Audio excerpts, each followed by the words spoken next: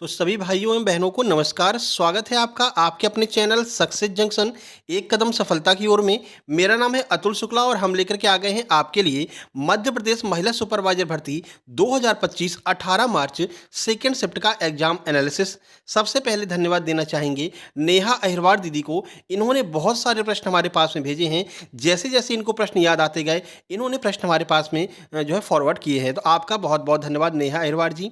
तो चलिए वीडियो शुरू करते हैं। वीडियो को लाइक करके चैनल को सब्सक्राइब कर दीजिए, जिससे कि आगे जितने भी प्रश्न आने वाले हैं, जितने भी वीडियो आने वाले हैं, वो टाइम टू टाइम आपके पास में आ सकें। ठीक है, तो चलिए शुरू करते हैं। सबसे पहले आपको बता दें किन किन ने प्रश्न भेजे हैं और क्या क्या उनके नंबर आए हैं। यहाँ पर आप देख सकते हैं आज की इस शिफ्ट सेकेंड शिफ्ट में इनका पेपर था। नाम है इनका आई एम रेनू मौर्य। रेनू मौर्य इनके नाम है। इनके 158 नंबर आए हैं।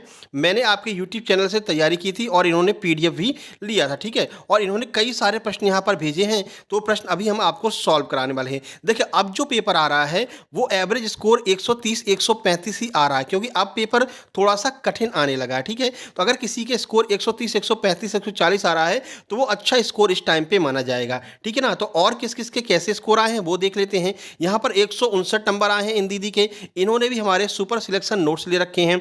इसके बाद में 176 नंबर साक्षी जैन जी के आए हैं। इन्होंने भी सुपर सिलेक्शन नोट्स ले रखे हैं। ठीक है, उसके बाद में 157 नंबर 5 से 6 दिन की तैयारी में जो है अजय सोलंकी जी के आए हैं। इन्होंने भी हमारे सुपर सिलेक्शन नोट्स ले रखे थे और सुपर सिलेक्शन नोट्स से इन्होंने तैयारी की थी। 157 नंबर यहाँ पर इंदिरा राव जी के आए हैं। इन्होंने भी सुपर सिलेक्शन नोट्स ले रखे हैं। ठीक है, और यहाँ पर आप देख सकते हैं सानिया खान दीदी, इनके 182 नंबर आए हैं और 4 से 5 दिन लगातार इन्होंने जो है 10-10 घंटे 12-12 घंटे ये सुपर सिलेक्शन नोट्स कंप्लीट किए थे। उसके बाद में ये एग्जाम देने गई थी तो इनके 182 नंबर आए हैं। तो ये सुपर सिलेक्शन नोट्स बहुत सारे छात्रों के लिए रामबाण साबित हो रहे हैं। तो अगर आपकी भी तैयारी अच्छी खासी है फिर भी आपका कॉन्फिडेंस नहीं आ रहा है या फिर आपके टेस्ट में कम नंबर आ रहे हैं, तो अभी भी आप इन सुपर सिलेक्शन नोट्स को लेकर के अपनी तैयारी को और मजबूत कर सकते हैं। या आपकी बिल्कुल भी तैयारी नहीं है लेकिन आप एग्जाम देना चाहते हैं, कुछ कॉन्फिडेंस के साथ में अगर आप एग्जाम देने जाना चाहते हैं तो आप मात्र 199 रुपए में ये सुपर सिलेक्शन नोट्स अंतिम समय पर भी मंगा करके तैयार कर सकते हैं। इसके लिए कुछ खास करना नहीं है। ये आपको क्यूआर कोड दिखाई दे रहा है, इसी पर आपको 199 रुपए का पेमेंट करके और उस पेमेंट का स्क्रीनशॉट इस व्हाट्सएप नंबर 7052547003 इस पर सेंड कर देना है। तुरंत की तुरंत आपको सुपर सिलेक्शन नोट्स सेंड कर दिए जाएंगे। या फिर आप व्हाट्सएप पर टाइम देख लेना, डीपी पर टाइम लगा रहेगा कि कितने बजे आपको नोट्स सेंड किए जाएंगे। ठीक है, इस सुपर सिलेक्शन नोट्स के अंदर आपको सब कुछ मिलने वाला है। चारों सब्जेक्ट की कंप्लीट थ्योरी आपको मिलेगी, मैथ रीजनिंग कंप्यूटर जीके भी उसमें होगा। इसके अलावा जो 10-10 प्रैक्टिस सेट हर एक सब्जेक्ट के आपको मिलेंगे और जो हमने 7 ब्रह्मास्त्र करा रखे हैं वो सातों ब्रह्मास्त्र की पीडीएफ आपको मिलेगी। हर सब्जेक्ट की सुपर मैराथन करा रखी है, वो सुपर मैराथन की आपको पीडीएफ मिलेगी। और मेन टॉपिक का टॉप 100 प्रश्न करा रखे हैं, उन मेन टॉपिक की भी पीडीएफ आपको दी जाएगी। ठीक है, तो इतना सारा मटेरियल इसमें मिल रहा है मात्र 199 रुपए में। तो जो लोग इसको लेकर के बस यही पीडीएफ नोट्स कंप्लीट करके जा रहे हैं वो भी आसानी से 160 150 तो नंबर लेकर के ही आ रहे हैं। ठीक है, और इस टाइम पे ये इतने नंबर काफी अच्छे नंबर माने जाएंगे। ठीक है ना, तो अभी आप भी तुरंत मंगवा सकते हैं। ये व्हाट्सअप नंबर दिया गया है, इस पर आपको मैसेज करके अपने नोट्स मंगवा लेने हैं। चलिए अब आज की क्लास शुरू करते हैं। बहुत सारे प्रश्न हमारे पास में आ गए हैं।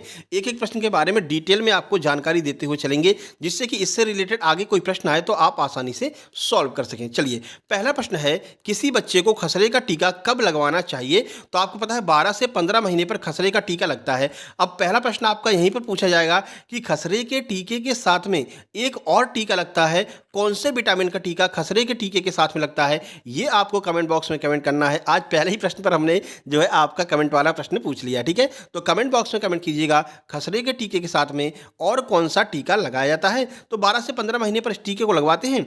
अब इस टीके के बारे में आपको कुछ महत्वपूर्ण जानकारी दे देते हैं। देखें तो खसरे के टीके जिसे हम MMR कहते हैं कि पहली खुराक बच्चों को 12 से 15 महीने की उम्र के बीच में और दूसरी खुराक 4 से 6 साल की उम्र के बीच में लगाई जाती है। आखिरी जो टीका होता है वही आपका MMR का होता है, खसरे का टीका होता है। 12 से 15 महीने के उम्र के आसपास इसको लगाया जाता है। ठीक है, ये टीके की जो है खुराक यहाँ पर लगाई जाती है। अब चलिए इसके बारे में कुछ जानकारी आपको दे देते हैं। MMR का टीका लगातार पूछा जा रहा है तो डिटेल में जानकारी देना हमारा फर्ज बनता है, जिससे कि आप आगे इन प्रश्नों को, अगर ये प्रश्न फिर से आते हैं तो आप इसे आसानी से सॉल्व कर सकें। देखिए खसरे, मम्स, कंठमाल और रुबेला, जिसे हम जर्मन खसरा कहते हैं, से बचाव के लिए एमएमआर का टीका लगाया जाता है। अब ये कार्यक्रम के बारे में देख लीजिए। पहली खुराक इसकी 12 से 15 महीने की उम्र के बीच में दी जाती है।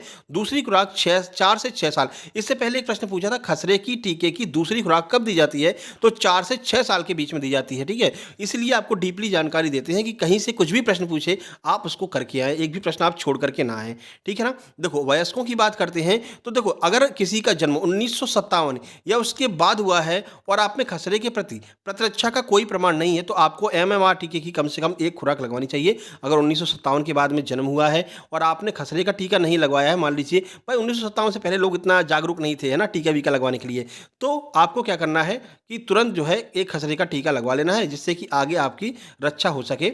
इन बीमारियों से एमएमआर टीका आपको लगवा लेना रहेगा। चलिए आगे बढ़ते हैं।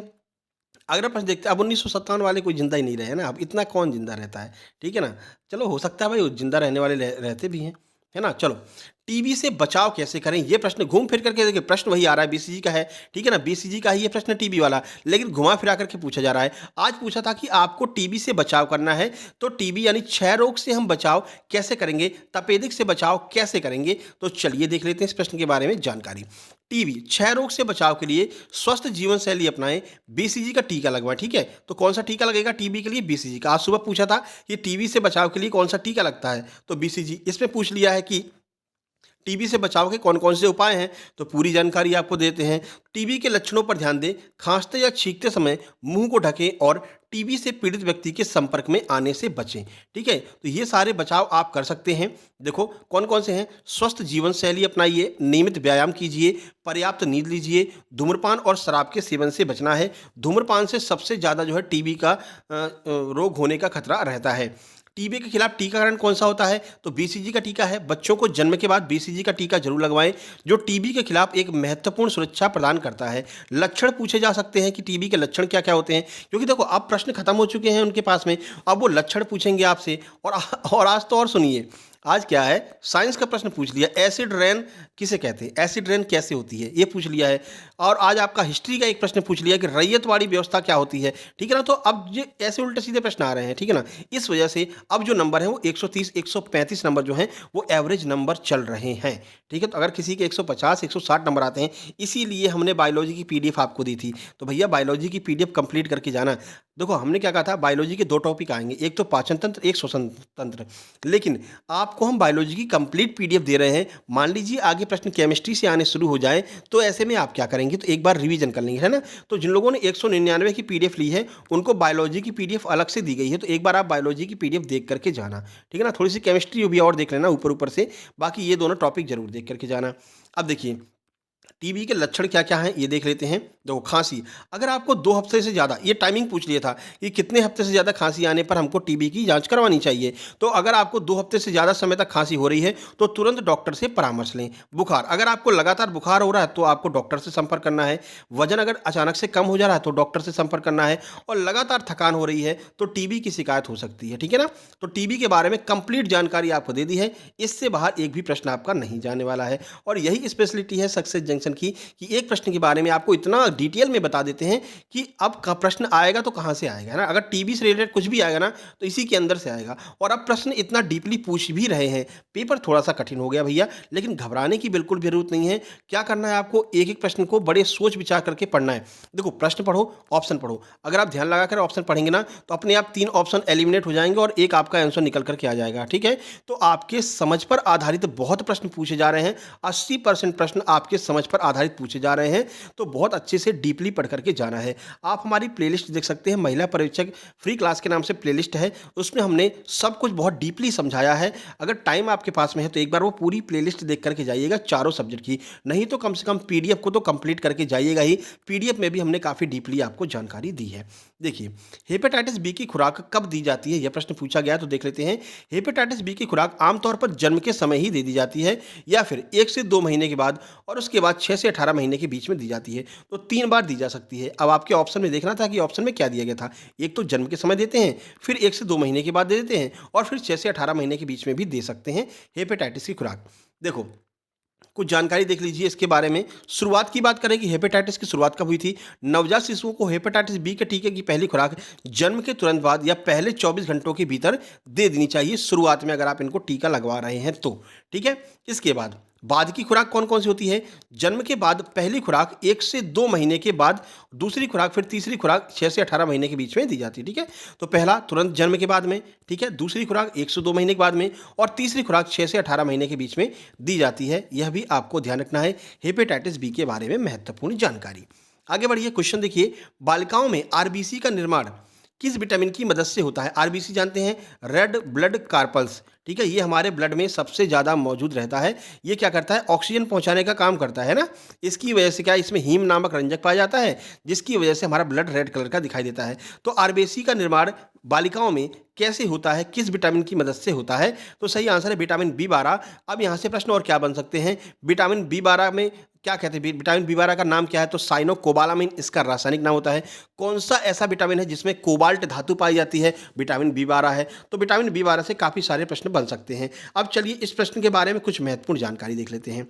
आपके शरीर को लाल रक्त कोशिकाओं को बनाने के लिए विटामिन बी12 की आवश्यकता होती है। अपनी कोशिकाओं को विटामिन बी12 प्रदान करने के लिए आपको ऐसे खाद्य पदार्थ खाने चाहिए जिनमें विटामिन बी12 हो, जैसे मांस, मुर्गी, शंख, अंडे, फोर्टिफाइड ब्रेकफास्ट, अनाज और डेयरी उत्पाद। इन सब में विटामिन बी12 यानी साइनोकोबालामिन मिलता है। आपके शरीर को पर्याप्त मात्रा में विटामिन बी12 को अवशोषित करना चाहिए, जिससे कि ज़्यादा से ज़्यादा ब्लड में आरबीसी की मात्रा बढ़ सके। ठीक है, तो आरबीसी की मात्रा बढ़ाना है तो विटामिन बी12 से जो पर्याप्त भोजन होगा जिसमें विटामिन बी12 होगा वो आपको खाना पड़ेगा। चलिए, पीका का प्रश्न आ गया था, पीआईसीए, पीका कैसा विकार होता है। अब इसके बारे में पहली बार सुन रहे होंगे आप, ठीक है ना। तो चलिए, पीका जो है एक भोजन संबंधी विकार होता है। अब ये क्या है, आइए देख लेते हैं। देखो, पीका बच्चों में नशा पैदा करता है। आपने सुना होगा कि बहुत सारे बच्चे रुमाल में वो आयोडेक्स का नशा करते हैं ना, ठीक है ना, या फिर वो सुलोचन वाला जो नशा करते हैं, तो ये पीका के अंतर्गत ही आता है। तो देखो, पीका एक प्रकार का नशा पैदा करता है जिसके परिणाम स्वरूप शारीरिक और मानसिक विकास दोनों में कमी आ सकती है। इसके अलावा यह आंतों की रुकावटों को भी दूर करने के लिए सर्जिकल आपात की स्थिति पैदा कर सकता है। यानी कि पीका की वजह से क्या होता है कि मानसिक रूप से, देखो, नशा करेंगे तो मानसिक रूप से अपने आप विकलांग हो जाएंगे, ठीक है ना। इसके अलावा आंतों में दिक्कत हो सकती है तो फिर ऑपरेशन करवाना पड़ सकता है। साथ ही पोषण संबंधी कमियां और परजीवी जैसे अधिक सूक्ष्म लक्षण भी पैदा किए जाते हैं। तो ये सारी चीज़ें पीका के बारे में महत्वपूर्ण थी। आगे भी प्रश्न बन सकता है, ठीक है। तो इस पर तो लगभग सब लोगों ने तुक्का लगा करके ही आया है, ठीक है। तो नए प्रश्न भी जो आते हैं ना, वो भी हम आपके लिए लेकर के आते हैं, लेकिन इसमें आपके सहयोग की आवश्यकता होती है, ठीक है। जैसे आज उन दीदी ने भेजा था प्रश्न, नेहा अहिरवार जी ने, ऐसे बहुत सारे प्रश्न भी आते रहते हैं, लगातार लोग भेजते रहते हैं। आपसे भी निवेदन है, नंबर आपको पता है 7052547003, सेव करके रखिए। जैसे ही एग्जाम सेंटर से बाहर निकलिए, जितने प्रश्न आपको याद आते जा रहे हैं, आप इस पर अपने नाम के साथ में सेंड करते जाइए। एक प्रश्न याद आ रहा है, सेंड कर दो, कुछ देर बाद दूसरा आ गया, वो भी सेंड कर दो। 1 घंटे के अंदर जितने प्रश्न आपको याद आ रहे हैं, 1 से 1.5 घंटे में आपको वो प्रश्न सेंड कर देने हैं अपने नाम के साथ में, ठीक है ना। चलिए, अगला देखो, विटामिन ए से पूछा गया था, विटामिन ए की कमी को पूरा करने के लिए क्या उपाय अपनाने चाहिए। घुमा फिरा करके वही विटामिन ए, विटामिन डी, इन सब से ही पूछ रहा है, ठीक है ना। तो चलिए देख लेते हैं। विटामिन ए की कमी को दूर करने के लिए आपको अपनी डाइट में गाजर, शकरकंद, पालक, हरी पत्तेदार सब्जियां, आम, पपीता, फोर्टिफाइड दूध जैसे विटामिन ए युक्त खाद्य पदार्थों को शामिल करना होगा। अब देखो, महत्वपूर्ण पदार्थ कौन कौन से होते हैं। अभी पूछा था कि कौन से पौधे में जो है विटामिन ए पाया जाता है, पशु के बारे में ही पूछ सकते हैं। तो देखो, अंडे, दूध, पनीर और लीवर, इनमें क्या है, विटामिन ए पर्याप्त मात्रा में पाया जाता है, मछली का जो लीवर होता है। वहीं पौधे की बात करते हैं तो गाजर, शकरकंद, पालक और अन्य हरी पत्तेदार सब्जियों में भी जो है पाया जाता है, आम और पपीता। आज सुबह प्रश्न पूछा था कि कौन से फल में सबसे ज़्यादा विटामिन ए पाया जाता है, तो वो आपका आम हो जाएगा। और अगर पीला फल कोई दिया है, जैसे पपीता हो गया, आम हो गया, इन सब में विटामिन ए पाया जाता है, ठीक है। आज सुबह भी प्रश्न आया था। हर एक शिफ्ट का एग्जाम एनालिसिस आपको देखना है सक्सेस जंक्शन का। क्यों? क्योंकि हम एक एक प्रश्न के बारे में पूरा डिटेल में आपको बताते हैं, और वही प्रश्न कहीं ना कहीं आपके एग्जाम में टकरा रहे हैं, डीपली पूछ रहे हैं, तो भी आप सॉल्व करके आएंगे। अगर आपने एग्जाम एनालिसिस देखा है और ऊपर ऊपर से पूछेंगे तब भी आप सॉल्व करके आएंगे, ठीक है ना। आगे बढ़ते हैं। विटामिन बी 12 से 2 प्रश्न आज पूछे गए थे। दूसरा प्रश्न है, किस विटामिन की कमी से एनीमिया नामक रोग हो जाता है? इसमें भी आपका विटामिन बी 12 ही आएगा और फॉलिक एसिड भी आएगा। देख लेते हैं। एनीमिया, जिसे खून की कमी भी कहते हैं, कई कारणों से हो सकता है, लेकिन विटामिन बी 12 और फॉलेट, जिसे विटामिन बी 9 कहते हैं, इनकी कमी से यह रोग होता है। तो दोनों याद रखना, विटामिन बी 12 और बी 9, इन दोनों की कमी से भी एनीमिया रोग होता है। एनीमिया में क्या होता है? रक्त की कमी हो जाती है। इसे रक्तप्लाता भी कहते हैं। आगे बढ़िए। रक्त अल्पता भी कहते हैं। देखो, विटामिन बी 12 और फोलेट की कमी से एनीमिया हो जाता है। सबसे पहले विटामिन बी 12 देख लेते हैं। यह विटामिन लाल रक्त कोशिकाओं के निर्माण के लिए महत्वपूर्ण है। अभी बताया था आपको, आरबीसी के निर्माण में विटामिन बी 12 का महत्वपूर्ण योगदान होता है। इसकी कमी से क्या होता है? लाल रक्त कोशिकाएं यानी आरबीसी असामान्य रूप से बड़ी और कम संख्या में बनती है। देखो, आरबीसी जितनी छोटी बनेंगी उतनी ज़्यादा बनेगी, जितनी बड़ी बनेगी, जगह ज़्यादा घेरेंगी तो कम बनेगी। तो आरबीसी की संख्या ज़्यादा होनी चाहिए और छोटी छोटी होनी चाहिए। ऐसी स्थिति में एनीमिया हो जाता है। अगर आरबीसी बड़ी हो गई और कम बनी तो एनीमिया कहते हैं इसको। अब यहीं पर देख लेते हैं फोलेट, जिसे हम विटामिन बी 9 कहते हैं, ये भी आगे पूछा जा सकता है। तो यह भी लाल रक्त कोशिकाओं के निर्माण में महत्वपूर्ण भूमिका निभाता है। इसकी कमी से भी एनीमिया हो सकता है। अन्य कारण क्या है एनीमिया होने के? तो देखो, आयरन की कमी अगर होगी तो एनीमिया हो जाएगा। अब आयरन के लिए आपको क्या चाहिए? पालक खा सकते हैं आप, आयरन की गोली खा सकते हैं, हरी पत्तेदार सब्जियां खा सकते हैं, ठीक है। साथ ही साथ में आयरन को अवशोषित करने के लिए हमारे शरीर में विटामिन सी का भी होना आवश्यक है, ठीक है। विटामिन सी क्या करता है? जो हम प्राकृतिक रूप से आयरन ले रहे हैं उसको अवशोषित करने का काम विटामिन सी के द्वारा किया जाता है। आपको पहले भी हमने यह प्रश्न बताया था, 11 तारीख के एग्जाम में यह प्रश्न आया था, ठीक है। आयरन की कमी, आनुवंशिक विकार या कुछ बीमारियों के कारण भी एनीमिया रोग हो सकता है। स्पेशली प्रेगनेंसी के दौरान ये एनीमिया रोग बहुत तेजी से फैलता है। अगला देखिए, रोटा वायरस आज सुबह भी पूछा था, इस टाइम भी पूछा है कि रोटा वायरस वैक्सीन किस बीमारी से बचाव के लिए लगाई जाती है? तो डायरिया, जिसे हम दस्त कहते हैं। आज सुबह इसके बारे में समझा दिया है। अब काहे को दोबारा फिर से समझाना है ना, ये तो बार बार रिपीट होता रहेगा, हम आपको बताते रहेंगे। चलिए, सामान्य ज्ञान में देखते हैं आईसीडीएस योजना का उद्देश्य। अब जितनी योजनाएं आपसे पूछ रहे हैं उनकी डेट वगैरह कम पूछ रहे हैं, बल्कि उनके उद्देश्य क्या है, उनके कार्य क्या है, नीति आयोग के क्या कार्य है, यही सब अब ज़्यादा पूछ रहा है, ठीक है। देखो, तो आईसीडीएस के उद्देश्य क्या है देख लीजिए। आईसीडीएस, जिसका फुल फॉर्म है एकीकृत बाल विकास सेवा योजना, का मुख्य उद्देश्य 6 वर्ष तक के बच्चों, 0 से लेकर के 6 वर्ष तक के जो बालक हैं उनके ऊपर ध्यान केंद्रित करना, गर्भवती और स्तनपान कराने वाली माताओं के स्वास्थ्य, पोषण और शिक्षा में सुधार करना है। साथ ही बाल मृत्यु दर और कुपोषण को भी कम करना है। बाद में इसमें जो किशोरी होती हैं तो किशोरियों के लिए भी, जो किशोरियों के बारे में भी इसमें जोड़ दिया गया। पहले केवल बच्चे और माताओं पर ध्यान केंद्रित करते थे, अब किशोरियों के स्वास्थ्य पर भी इसमें ध्यान केंद्रित किया जाता है। देखो, मुख्य उद्देश्य देख लेते हैं, यही आपके ऑप्शन में दिए गए होंगे। पहला है पोषण स्थिति में सुधार, कुपोषण खासकर बच्चों और महिलाओं में जो कुपोषण की स्थिति है उसको कम करना है, ठीक है। स्वास्थ्य सेवाओं में वृद्धि करनी है, प्राथमिक स्वास्थ्य देखभाल, टीकाकरण और स्वास्थ्य जांच जैसी सेवाओं तक पहुंच बढ़ाना है। प्रारंभिक बचपन की देखभाल और शिक्षा, यानी 6 वर्ष से कम के बच्चों को पूर्व स्कूली शिक्षा और विकास के अवसर प्रदान करना है। जो 6 वर्ष के कम बालक होते हैं वो आंगनवाड़ी में जाते हैं, आप लोगों ने देखा होगा, ठीक है ना। 6 साल का जो कम का बालक है वो आंगनवाड़ी में जाएगा, कुछ देर रहेगा, खेलेगा कूदेगा, दलिया वलिया खाएगा, फिर घर पे आ जाता है, ठीक है ना। तो ये प्रदान करना, माताओं को सशक्त बनाना, गर्भवती और स्तनपान कराने वाली माताओं को स्वास्थ्य और पोषण संबंधी जानकारी प्रदान करके उनको सशक्त बनाया जाता है। तो ये आपका आईसीडीएस के बारे में महत्वपूर्ण उद्देश्य थे। आगे प्रश्न पूछा था अम्ल वर्षा क्या है? देखो, ठीक है ना, केमिस्ट्री का प्रश्न पूछ लिया, लेकिन ये क्यों पूछा है? देखिए, ये जो अम्ल वर्षा है वातावरण से संबंधित है, वातावरण पर इसका गहरा इफेक्ट पड़ता है, इसलिए इसको जो है सामान्य ज्ञान में पूछ लिया है। तो चलिए देख लेते हैं। अम्ल वर्षा, जिसे हम एसिड रेन कहते हैं, एक प्रकार की वर्षा होती है जिसमें जो वर्षा जल का पीएच मान है वो सामान्य से कम होता है, यानी 5.6 सामान्य वर्षा जल का जो है पीएच मान होता है, लेकिन ये 5.6 से भी कम हो जाता है तो हम इसको अम्लीय वर्षा में काउंट करते हैं। क्यों होता है? तो सल्फर डाइऑक्साइड और नाइट्रोजन ऑक्साइड जैसी अम्लीय गैसों के वायुमंडल में जल के साथ प्रतिक्रिया करने पर ये जो है अम्ल वर्षा होती है। और ताजमहल जो है, लो भैया हमने भी ताजमहल बना दीजिए, कैसा ताजमहल बन गया अबे भैया, ठीक है ना। नहीं बन रहा, हटा भैया, ये तो जो वो थे ना, और किसने बनवाया था? शाहजहाँ ने। तो शाहजहाँ ने बनवाया था, ये उन्हीं का टेक्निक थी, ठीक है ना, अपन से नहीं बन रहा। चलो हटाइए, ठीक है ना। तो ताजमहल पर सबसे ज़्यादा जो इफेक्ट पड़ रहा है वो इन्हीं गैसों का पड़ रहा है, अम्लीय गैसों का ही सबसे ज़्यादा इफेक्ट जो है उस पर ताजमहल पे पड़ रहा है। ये ताजमहल का जो कलर है वो व्हाइट से येलो होता चला जा रहा है। ये प्रश्न भी आगे बन सकता है कि ताजमहल पर किसका प्रभाव है जिसकी वजह से वो पीला होता जा रहा है? तो अम्लीय वर्षा के प्रभाव की वजह से ऐसा हो रहा है। चलिए, एक आपका आज देखो हिस्ट्री से पूछ लिया, रैयतवाड़ी कृषि व्यवस्था पूछ रखी थी, तो बड़ा सिंपल सा प्रश्न है, अगर आपने थोड़ा बहुत पढ़ा होगा तो ठीक है, नहीं तो आपको बता देते हैं। बाकी एमपीएसआई की जब शुरुआत करेंगे या फिर एमपी कांस्टेबल, एमपी पुलिस की, एमपी आबकारी की शुरुआत करेंगे, तो ये सब आपको बहुत डीपली पढ़वाने वाले हैं ना, तो बिल्कुल निश्चिंत रहिएगा। देखो हमारे यहाँ क्या है, बहुत सारे इंस्टीट्यूट हैं, आपने देखे होंगे, उन सब इंस्टीट्यूट में अलग-अलग टीचर अलग-अलग सब्जेक्ट के लिए रहते हैं, तो आपको जो है उनसे थोड़ा मतलब कि सामंजस्य बिठाने में टाइम लगता है। लेकिन हमारे यहाँ सारी व्यवस्था हम अकेले ही देखते हैं, यानी कि कोई भी सब्जेक्ट होगा हम खुद पढ़ाएँगे, क्योंकि बहुत सारे हम एग्ज़ाम निकाल चुके हैं। अब देखो अपनी बड़ाई अपन करते नहीं है, ठीक है ना?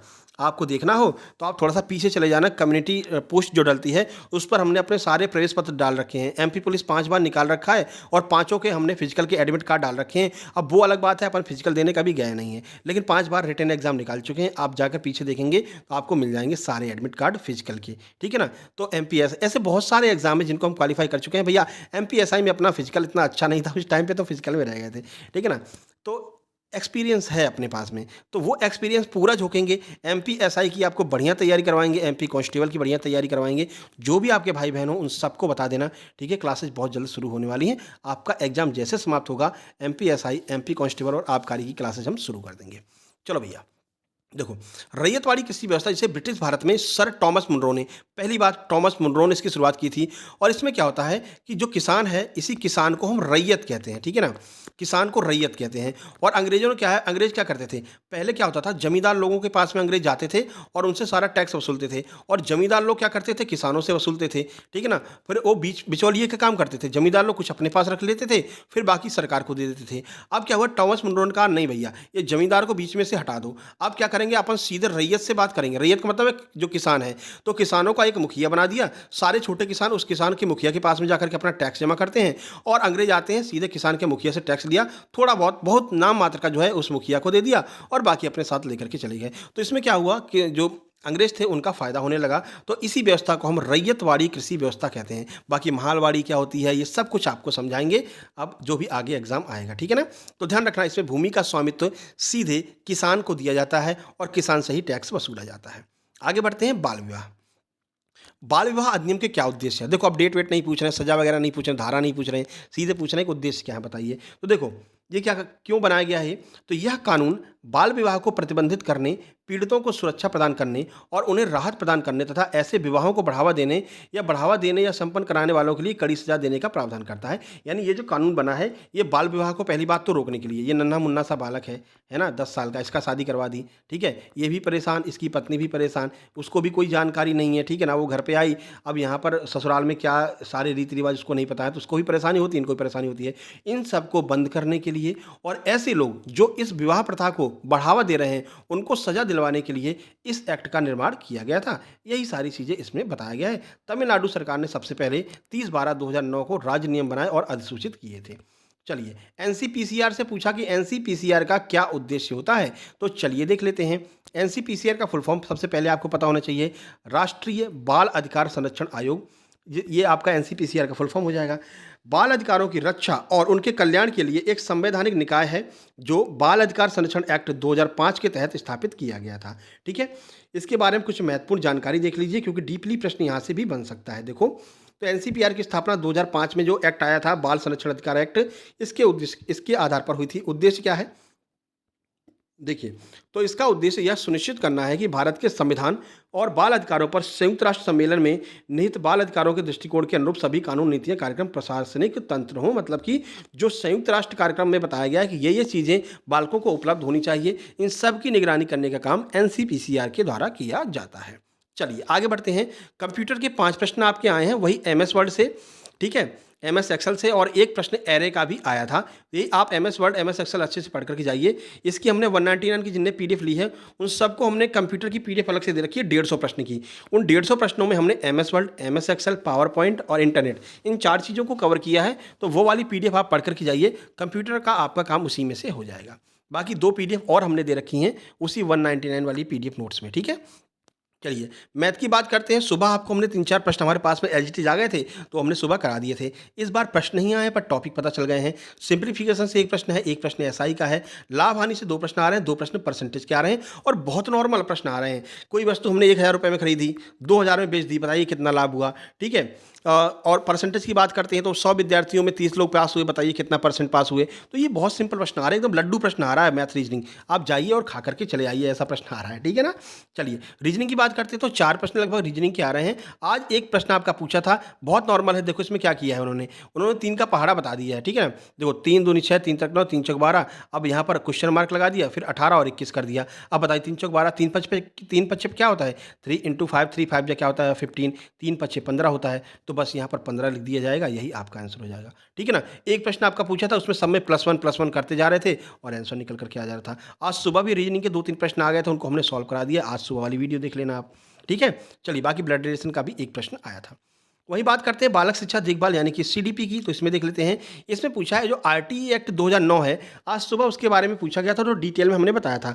इसमें यह पूछा है कि ये किस विभाग के द्वारा संचालित किया जाता है। तो भारत के जो शिक्षा मंत्रालय है, इसके द्वारा आरटीई एक्ट के रेगुलेशन वगैरह जो हैं इनको नियमित किया जाता है शिक्षा मंत्रालय के द्वारा। बाकी इसके बारे में डिटेल जानकारी आज सुबह वाली वीडियो में बताया है।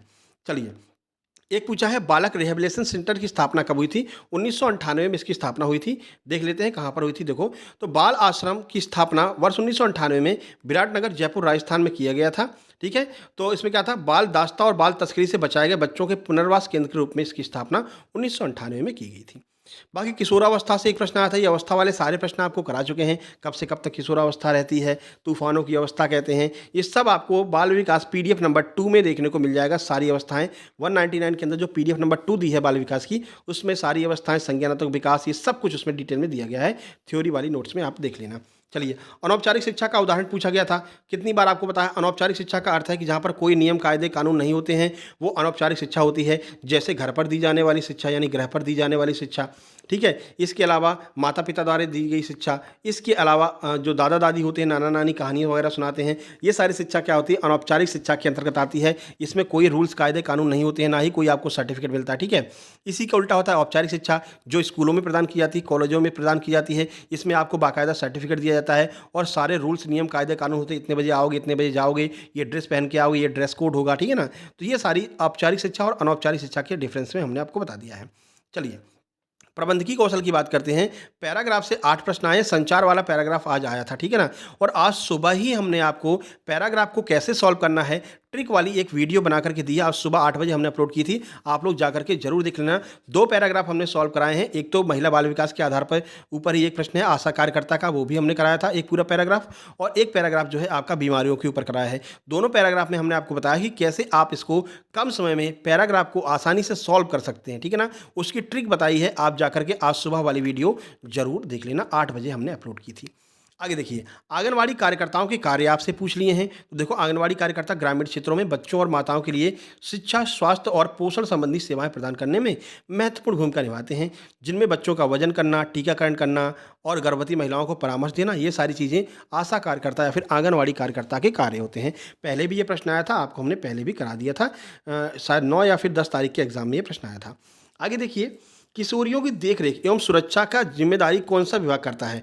यानी कि जो किशोरियां हैं, हमने आपको बताया था ना आईसीडीएस के अंतर्गत किशोरियों को भी ऐड कर दिया गया था, और आईसीडीएस की जिम्मेदारी किसकी है, महिला एवं बाल विकास विभाग की है। तो यही जिम्मेदारी हो जाएगी, किशोरियों की देखरेख एवं सुरक्षा की जिम्मेदारी जो है महिला बाल विकास विभाग की हो जाएगी। आगे बढ़िए, अगला देखिए।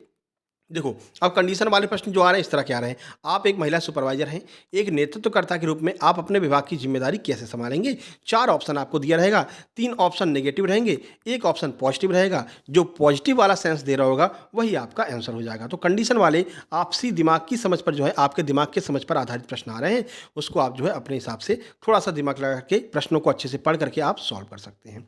देखिए वहाँ पर क्या है, आपके धैर्य की परीक्षा हो रही है। कुल मिलाकर के बड़े बड़े प्रश्न दिए जा रहे हैं। नेहा अहिरवार जी ने बताया था ये सर 2 से 3 लाइन तक के भी आंसर आ रहे हैं, लेकिन अगर थोड़ा सा हम समझ रखेंगे, थोड़ा सा धैर्य रख करके पढ़ रहे हैं, तो वो क्वेश्चन अपने आप एलिमिनेट हो जा रहे हैं। 3 ऑप्शन अपने आप एलिमिनेट हो जा रहे हैं और हमको आंसर आसानी से मिल जा रहा है। तो थोड़ा सा आपको दिमाग लगा करके वहाँ पर पढ़ने की आवश्यकता रहेगी। चलो भैया अगला देखते हैं। देखो टेलीविज़न किस तरह का संचार माध्यम है, ये मैनेजमेंट वाला प्रश्न है। देखो तो देखो टेलीविज़न बताया था आपको, ये एक दिशी संचार माध्यम हो रहा है। कैसे, जैसे कि आप ये बैठे हैं, ठीक है, यहाँ पर टीवी चल रहा है, ठीक है, अब यहाँ पर कोई एंकर समाचार सुना रही है, तो वो जो समाचार सुना रही है, वो केवल आप सुन सकते हैं। अब उससे ये नहीं बोल सकते हैं कि नहीं तुम अभी हमको क्रिकेट के बारे में बताओ, नहीं अब तुम चुटकुला सुनाओ, नहीं कह सकते हो ना।